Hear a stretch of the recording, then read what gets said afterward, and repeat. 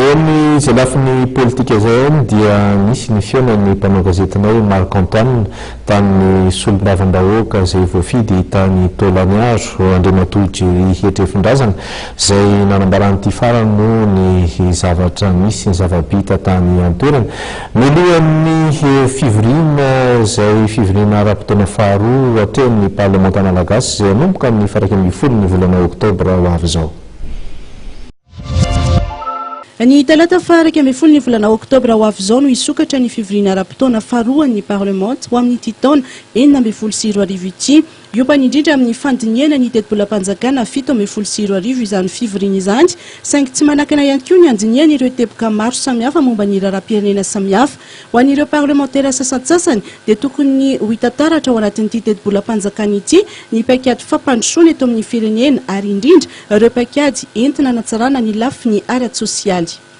Andrasana zany aloha amin'ny teti-bola-panjakana 720 io mba hitombo ny eo amin'ny lafiny fijerena ny ara-sosialy voalohany indrindra, ny ara-toekarena, ny fampandrosoana ary ny resaka fandriam-pahalemana.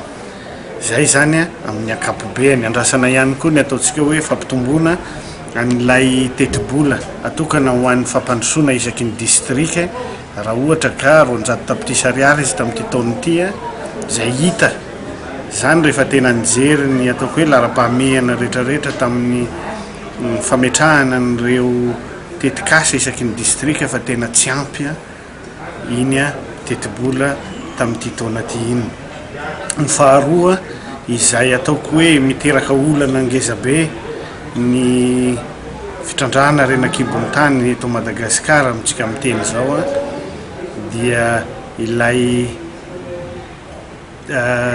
tetikasa mahakasika ny fanatsarana ny code minier sy ny code pétrolier izay ataoko hoe efa ray taona sy tapany izay no nandalo komity iny réforme ny code minier iny fa tsy mbola tonga tetỳ anivony anteny mera-pirenena hatramin'izao.